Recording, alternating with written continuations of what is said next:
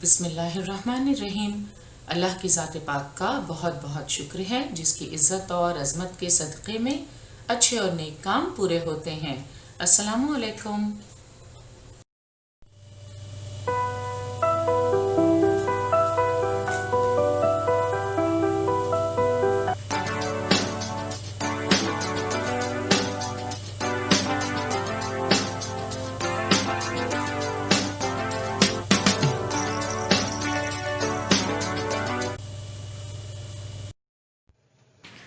बृहन्मुंबई महानगर पालिका शिक्षण विभाग के तहत जारी वर्चुअल ट्रेनिंग सेंटर की जानिब से पेश होने वाले ई लर्निंग सेशन में आपका इस्तकबाल है।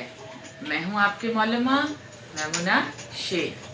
तो आइए आपके तालीमी सिलसिले को आगे बढ़ाते हैं और शुरू करते हैं आज का हमारा सेशन। पंजुम जमात के इस सेशन में माहौल का मुताला हिस्सा दुवम में हमारा आज का मौजू है मस्कन से गांव बस्तियां। पिछले असबाक में हमने इंसान के इर्तिका और तरक्की का मुताला किया। हमने देखा कि किस तरह इब्तदाई इंसान ने अपने हाथों का इस्तेमाल करके हथियार बनाना शुरू किया। आप जानते हैं कि हथियारों की शक्ल और किस्मों की बुनियाद पर पत्थर के ज़माने को 3 हिस्सों में तकसीम किया जाता है। पत्थर का कदीम ज़माना, पत्थर का वस्ता ज़माना और पत्थर का जदीद ज़माना। अब हम इंसान के रहन सहन और उसमें आई तब्दीलियों का मुताला करेंगे। सबक नंबर 7, मस्कन से गांव बस्तियां। आइए सबक के अहम निकात पर एक नजर डालते हैं। 7.1 मस्कन, 7.2 आरजी खैमाजनी, 7.3 गांव बस्तियां। नई मालूमात हासिल करने से पहले आइए अपनी साबका मालूमात को ताज़ा कर लेते हैं। 5वें सबक में हमने देखा कि ताकतवर इंसान बिलखुसूस गारों में बसते थे।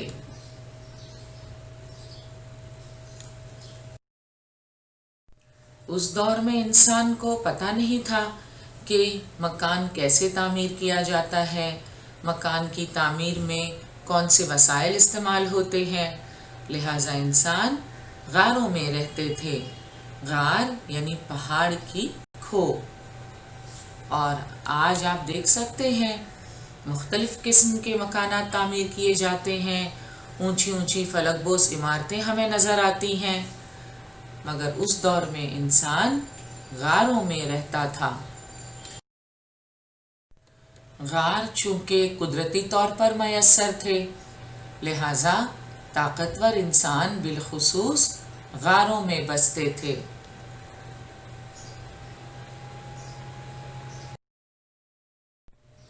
उस जमाने में जमीन का बड़ा हिस्सा बर्फीला था, इसलिए आबो हवा इंतहाई सर्द थी। अब आप अंदाजा कर सकते हैं इस बर्फीली जमीन पर आबो हवा कितनी सर्द होगी। उस जमाने में यूरोप की आबो हवा मुंजमद कर देने की हद तक सर्द थी। तो सर्दी से अपने आप को महफूज रखने के लिए इंसान क्या किया करता था? सर्दी से महफूज रहने के लिए अलाव का इस्तेमाल और खाल के कपड़े पहनता था। अलाव का इस्तेमाल करने और खाल के कपड़े पहनने की वजह से वो अपने आप को सर्दी से महफूज रखते थे। लेकिन इतना ही काफ़ी नहीं था, इसलिए وہ غاروں کے اندرونی حصے میں جانوروں کی کھالوں سے گرم خیمے بناتے تھے۔ تصویر میں آپ دیکھ سکتے ہیں، یہ ایک ماڈل ہے کہ اس طرح کے خیمے انسان نے بنائے ہوں گے جن میں جانوروں کی کھالوں کا، ہڈیوں وغیرہ کا استعمال کیا جاتا تھا۔ ضرورت کے مطابق انہوں نے کھلی جگہ میں بھی جھونپڑیاں بنائیں۔ عارضی خیمہ زنی۔ عارضی کا مطلب ہوتا ہے وہ شے جو مستقل نہ ہو، جو پرماننٹ نہ ہو۔ انگریزی میں ہم کہتے ہیں نا ٹیمپرری۔ عارضی خیمہ زنی، خیمہ زنی خیمے لگانا، عارضی طور پر خیمے لگانا۔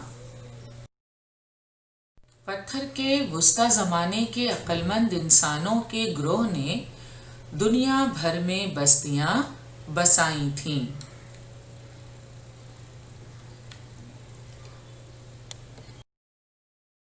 پتھر کے وسطی زمانے میں آب و ہوا گرم ہونے لگی تھی، ہر طرف ماحول میں تبدیلیاں ہونے لگی تھیں۔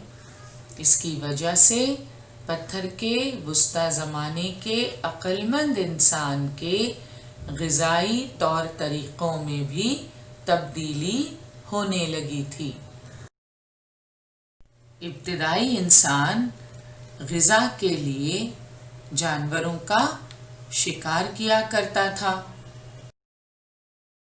بہت بڑے پیمانے پر ہونے والے شکار اور ماحول کی تبدیلی کی وجہ سے پتھر کے وسطی زمانے تک میموتھ جیسے انتہائی بڑے ڈیل ڈول کے جاندار نیست و نابود ہونے لگے۔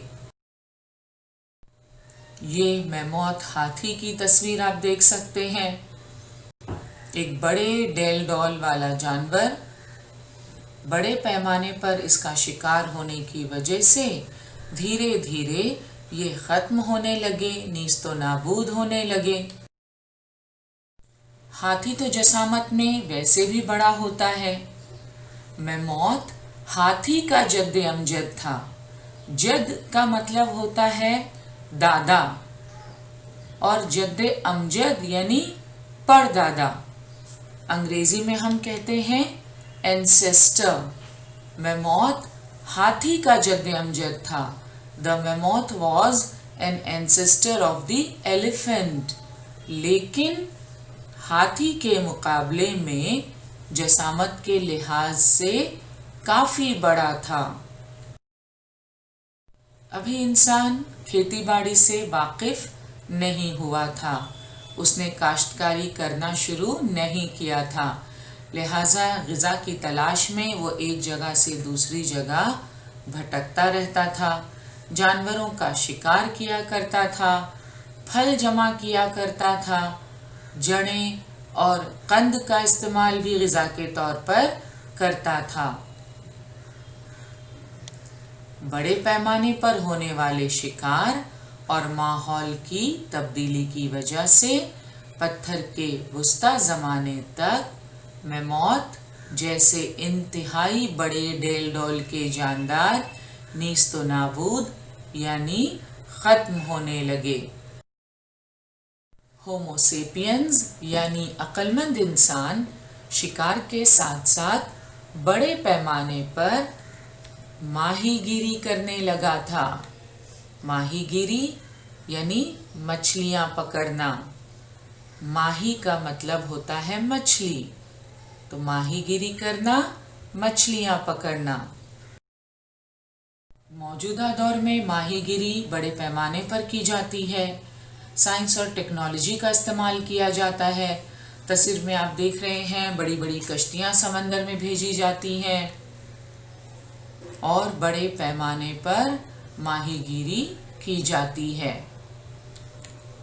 مگر اس دور میں تو یہ سب نہیں تھا، تو انسان کس طرح ماہی گیری کیا کرتا تھا؟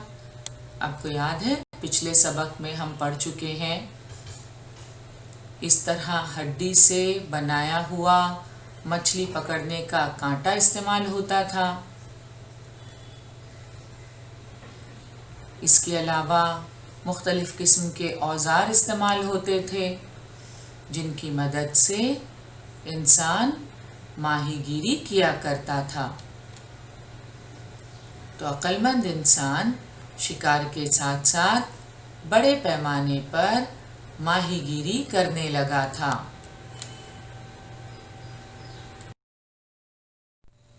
माहीगीरी की शुरुआत के साथ ही इंसान की ग़िज़ा में जानवरों के गोश्त के अलावा मछलियां भी शामिल हो गईं, जिन्हें वो आग पर भूनकर खाया करता था।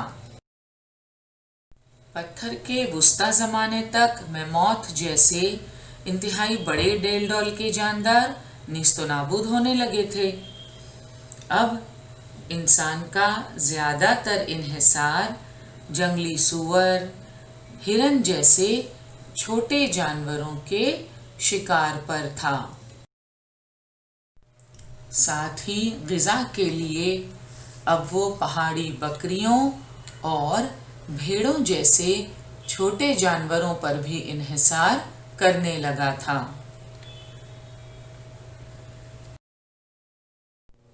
पत्थर के वुस्ता ज़माने में आबोहवा और माहौल में तब्दीली की वजह से इंसान की तर्ज ज़िंदगी भी बदलने लगी थी। ताकतवर इंसान के ज़माने में यूरोप की आबोहवा मुंजमद कर देने की हद तक सर्द थी, लिहाजा इंसान अलाव का इस्तेमाल करता था, खाल के कपड़े पहना करता था। पत्थर के वुस्ता ज़माने में आबोहवा गर्म होने लगी थी, हर तरफ माहौल में तब्दीलियां होने लगी थीं। इसलिए पत्थर के वुस्ता ज़माने में आबोहवा और माहौल में तब्दीली की वजह से इंसान की तर्ज ज़िंदगी भी बदलने लगी थी।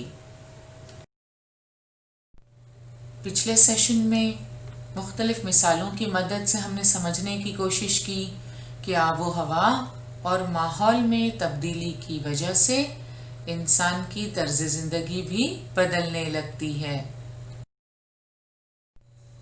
पत्थर के वुस्ता ज़माने में आबोहवा और माहौल की तब्दीली की वजह से इंसान की तर्ज ज़िंदगी में होने वाले बदलाव को समझने की कोशिश करते हैं। बदले हुए ग़िज़ाई तरीक़े की वजह से अक्लमंद इंसान के ग्रोह भटकते हुए दूर दराज के मुल्कों तक जा सकते थे। बदलती हुई आबोहवा के मुताबिक वो अलग अलग मकामात पर आर्जी तौर पर बस्ती बनाकर रहते थे। तरह तरह की आबोहवा के लिहाज से वो फसल की कटाई, फलों और जड़ी बूटियों की ज़ख़ीरा अंदोज़ी के काम भी करते थे। शिकार से हासिल होने वाले गोश्त को ज़्यादा अरसे तक महफूज रखना मुमकिन नहीं था, मगर अनाज, फल और जड़ी बूटियों की ज़ख़ीरा अंदोज़ी मुमकिन है। अनाज को हम कई दिनों तक रख सकते हैं। फलों को भी खुश्क करके काफ़ी लंबे अरसे तक महफूज रखा जा सकता है और उन्हें इस्तेमाल किया जा सकता है। मौजूदा दौर में आप देखते हैं बाज़ार में मुख्तलिफ़ किस्म के फल खुश्क करके फ़रोख्त किए जाते हैं और उनका मौसम ना हो तब भी हमें ये खुश्क मेवे आसानी से दस्तयाब होते हैं।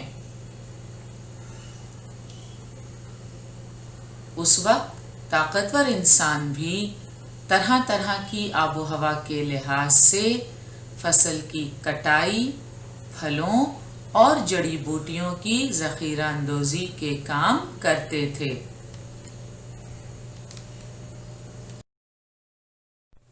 पिछले सेशन में हम पढ़ चुके हैं अक्लमंद इंसान शिकार के साथ साथ बड़े पैमाने पर माहीगीरी करने लगा था। माहीगीरी यानी बिल्कुल ठीक, मछलियां पकड़ने लगा था। मछलियां किस मौसम में बइफरात दस्तयाब होंगी?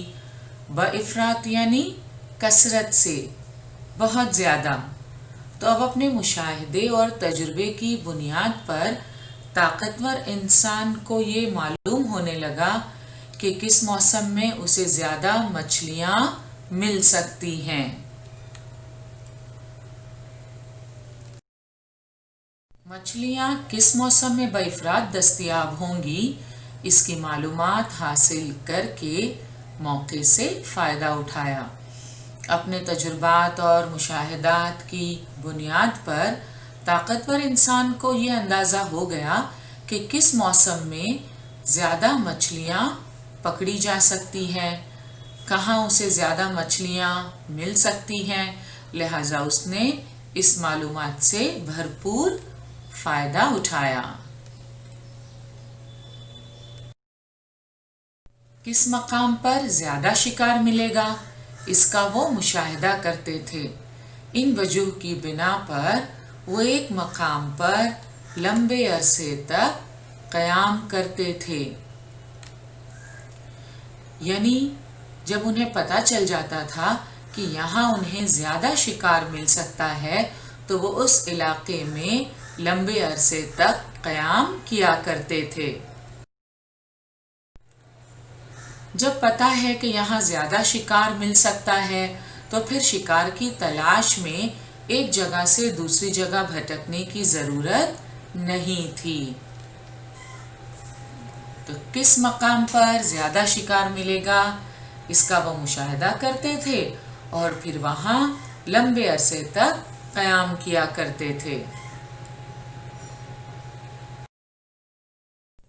जंगल के दरख्तों की कटाई से खाली होने वाली जगहों पर आर्जी तौर पर ख़ैमे नस्ब किए जाते थे। आर्जी तौर पर यानी मुस्तकिल नहीं, बल्कि कुछ अरसे के लिए, कुछ वक्त के लिए। जब तक वहाँ उन्हें शिकार दस्तयाब होता वो वहाँ क़याम करते, और वहाँ जब शिकार मिलना बंद हो जाता तब वो किसी दूसरे इलाके की तरफ निकल पड़ते थे। तो ये आर्जी तौर पर किस तरह ख़ैमे नस्ब किए जा रहे हैं आप देख सकते हैं।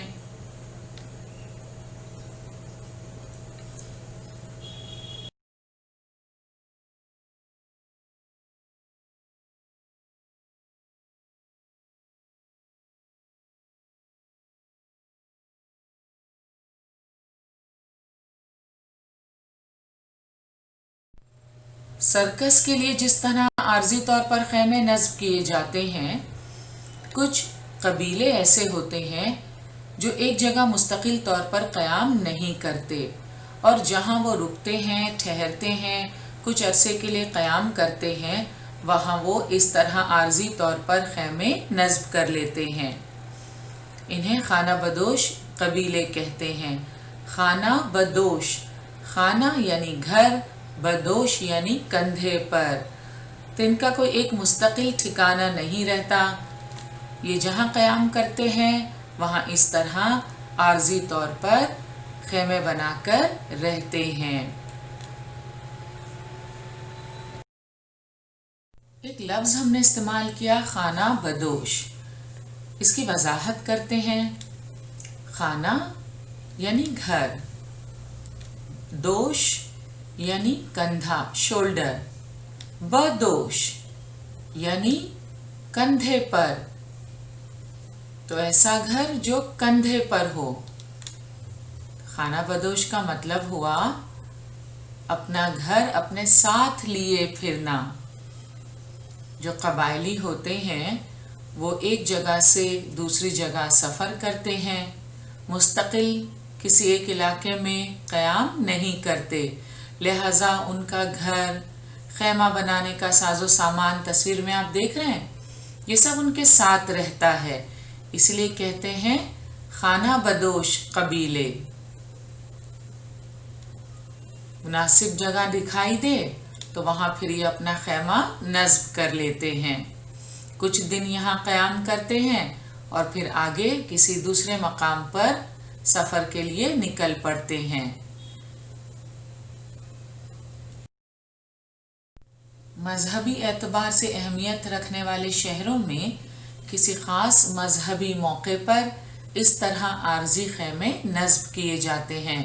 یہ کمبھ کے میلے کی تصویر آپ دیکھ سکتے ہیں۔ سعودی عرب میں منا کا مقام حاجیوں کے لیے بڑی اہمیت رکھتا ہے۔ حج کے 5 دنوں میں حاجی یہاں قیام کرتے ہیں، لہٰذا یہاں عارضی خیمے بنائے جاتے ہیں۔ آپ دیکھ سکتے ہیں ان میں حاجی اپنے ساز و سامان کے ساتھ ٹھہرے ہوئے ہیں۔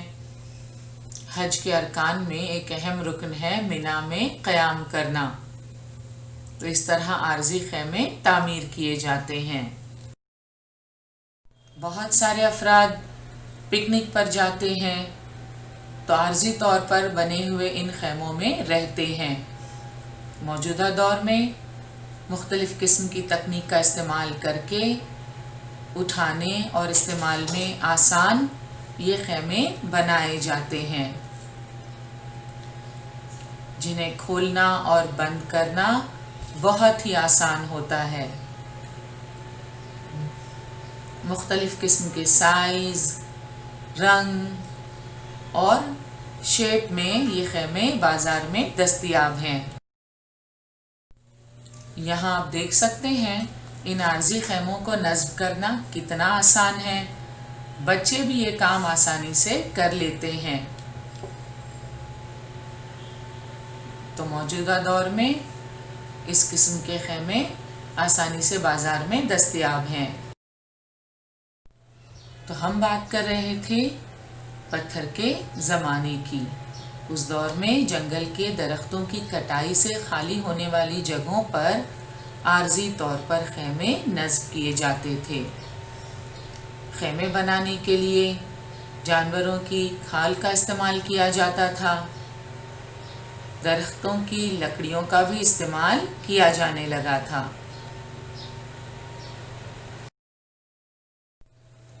یہ تھی عارضی خیمہ زنی۔ پتھر کے جدید زمانے میں انسان کی طرز زندگی پتھر کے قدیم زمانے اور پتھر کے وسطی زمانے سے مکمل طور پر مختلف تھی۔ پتھر کے جدید دور میں انسان اناج پیدا کرنے والا بن گیا تھا۔ اس نے کھیتی باڑی کرنے کا ہنر سیکھ لیا تھا۔ کھیتی باڑی کی ابتدا پتھر کے جدید زمانے کی تہذیب کی خصوصیت ہے۔ جب انسان نے کھیتی باڑی کرنا شروع کیا تو اس کی زندگی میں کئی تبدیلیاں رونما ہوئیں۔ کھیتی باڑی کی ابتدا سے پہلے انسان غذا کی تلاش میں ایک جگہ سے دوسری جگہ بھٹکتا رہتا تھا۔ شکار کی تلاش میں اور پھل، قند، جڑیں جمع کرنے کے لیے مسلسل بھٹکتے رہنا ضروری ہوتا ہے۔ غذا انسان کی بنیادی ضرورت ہے۔ جب انسان نے کھیتی باڑی کی شروعات نہیں کی تھی تب وہ جانوروں کا شکار کر کے اپنی غذا حاصل کیا کرتا تھا۔ شکار کے ساتھ ساتھ پھل، قند اور جڑیں بھی جمع کیا کرتا تھا۔ کسی علاقے میں شکار ختم ہو جائے تو اسے دوسرے علاقے کا رخ کرنا پڑتا تھا۔ اس طرح شکار کی تلاش میں پھل، قند اور جڑیں جمع کرنے کے لیے انسان مسلسل ایک جگہ سے دوسری جگہ بھٹکتا رہتا تھا۔ انسان نے جب کھیتی باڑی کا ہنر سیکھ لیا، کاشتکاری کرنے لگا تو ایک جگہ سے دوسری جگہ بھٹکنے کی ضرورت باقی نہیں رہی۔ آپ بتا سکتے ہیں کیوں؟ کیونکہ اب طویل عرصے تک کے لیے کافی ہونے والے اناج کا انتظام کھیتی باڑی کے ذریعے ممکن ہو گیا۔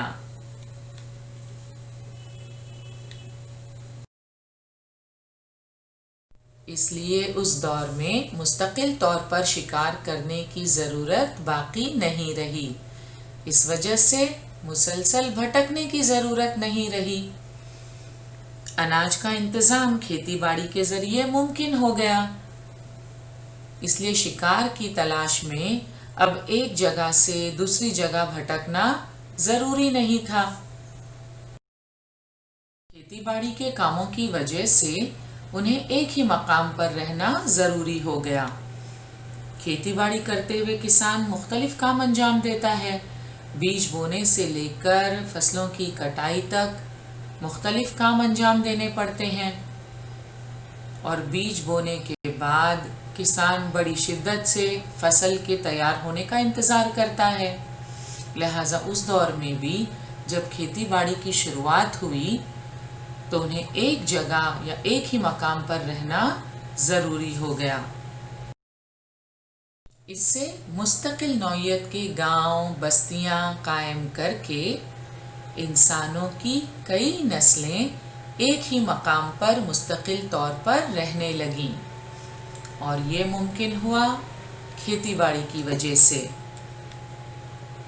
طویل عرصے تک کے لیے کافی ہونے والے اناج کا انتظام کھیتی باڑی کے ذریعے ممکن ہو گیا. اس لیے اس دور میں مستقل طور پر شکار کرنے کی ضرورت باقی نہیں رہی. اس وجہ سے مسلسل بھٹکنے کی ضرورت بھی نہیں رہی. اس کے علاوہ کھیتی باڑی کے کاموں کی نوعیت کی وجہ سے انہیں ایک ہی مقام پر رہنا ضروری ہو گیا. اس لیے مستقل نوعیت کے گاؤں بستیاں قائم کر کے انسانوں کی کئی نسلیں ایک ہی مقام پر مستقل طور پر رہنے لگیں. مسکن سے گاؤں بستیاں. اس سبق میں ہم نے دیکھا پتھر کے جدید زمانے میں انسان کی طرز زندگی پتھر کے قدیم زمانے اور پتھر کے وسطی زمانے کی طرز زندگی سے مکمل طور پر مختلف تھی. شروعات میں انسان غاروں میں رہتا تھا اور پھر دھیرے دھیرے انسان نے بستیاں قائم کیں. بستیاں قائم کر کے انسانوں کی کئی نسلیں ایک ہی مقام پر مستقل طور پر رہنے لگیں. بستیوں کے سماجی اتحاد اور تہذیب کے مختلف پہلوؤں کے بارے میں انشاءاللہ ہم اگلے سبق میں معلومات حاصل کریں گے. And it's activity time now. آپ کی درسی کتاب میں صفحہ نمبر 33 پر عملی کام دیا ہوا ہے. مختلف قسم کے گھروں کے ماڈل تیار کیجیے. آپ کی سہولت کے لیے ہم نے گھروں کی مختلف اقسام کی تصاویر اس پریزنٹیشن میں شامل کی ہیں. آپ ان تصاویر کو دیکھیے. یقیناً گھروں کے ماڈل بنانے میں آپ کو کافی مدد ملے گی. تو آئیے شروع کرتے ہیں گھروں کی اقسام.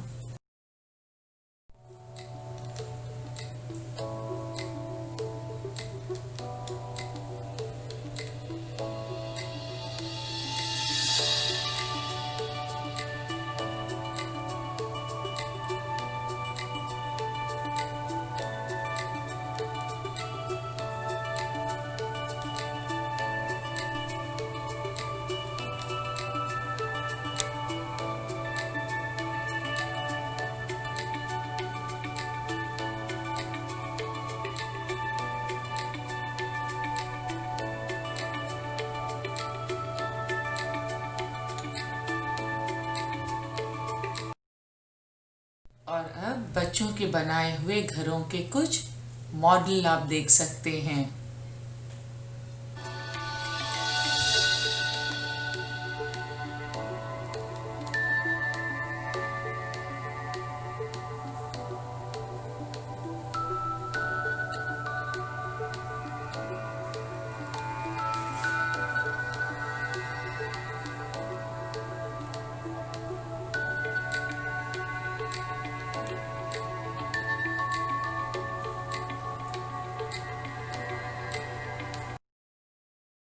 हमें उम्मीद है ये अमली काम आप ज़रूर करेंगे और इसके लिए आपको महंगी चीज़ें खरीदने की भी ज़रूरत नहीं है।